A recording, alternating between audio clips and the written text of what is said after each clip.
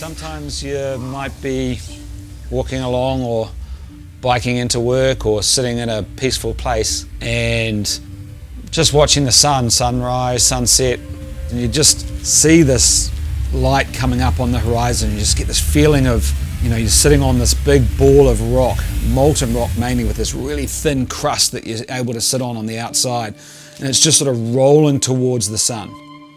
All life, as you can imagine, is really just this thin film of receptive water, basically. All life is water and water is life, that's sitting far enough away from its source of energy, the sun, that it can exist in all three forms within that film. And the closest celestial body, which is the moon, started its own existence much closer to the Earth. And as it went round, the gravitational force of the moon was pulling a bulge of that film up and wrapping it around and around the planet. And of course, all life that was created in that film, whether it was bacteria, microflora, plants and animals, which are all, let's face it, basically water, were subject to the rhythms of that cycle. Almost 2 billion years of life exists on the planet before the first plant comes along, before the first roots go down into that medium. So when they put their roots down into the soil, they weren't trying to get their nutrition off the rock, they were getting their nutrition off the soluble exudates of the microflora of the soil. You have to imagine that medium might be like a really anaerobic sort of thick muck that's sort of sitting inside it.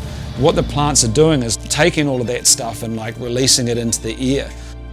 This is kind of like Tane, the god of the forest, pushing Ranganui, the sky father, away from Papatuanuku, Earth Mother. This is what happened in biology, essentially, is the forests pushing the sky away from the earth and creating a space, an atmosphere that we can all live in.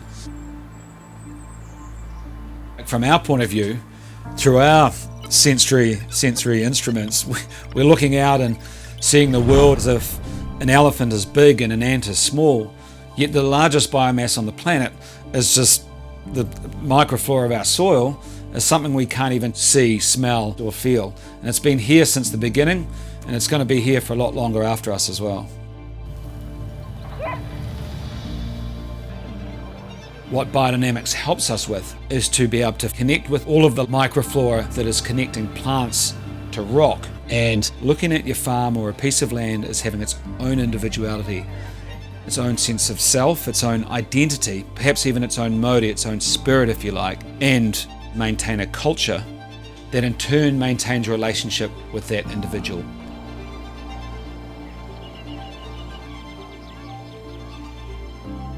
Compost is lovely. It's the centre of the property. All of the organic material comes into the centre and is made into life. Trillions of single cellular organisms that go out on the property, inoculate down into the ground, and then metabolize minerals out of the rock into a form that the vines can then get their nutrition from. Remembering that water and life is really receptive, stirring 500 gives you this sense of you, everything that's around you, perhaps everything that's above you, being received into this water, into this product.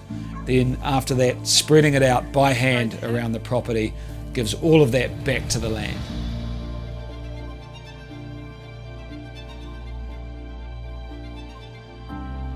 As much as compost is an opportunity to connect with the microflora of our land, fermentation is again another opportunity where we can actually connect manually, full bodily sometimes, with the microflora that is creating our product.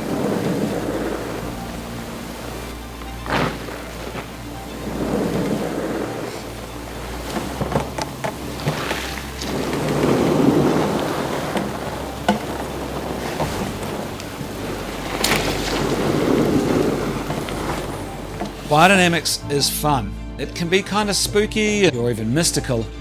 Look, we can't get judgmental about it, not say this is a better way of farming. We're all filthy creatures. We drive tractors, we fly to markets. We're all part of being human. We're all part of the system. It's simply a way that we've found to help us as a team and a family to better connect with our land. It can be something that's a little bit unseen, a little bit mystical, but that's something to celebrate. We like the things that we can't quite see or can't quite explain. So from sunrise through handshakes, hand hoeing, pruning, compost, 500 preparation, harvest, fermentation, barrel work, even celebrating at the end of the day. We say it's the handshake at the start of the day, the beer at the end, and everything in between. What essentially is going on is people connecting to land, a living individual, and then giving that individual a voice through its vines and its wines.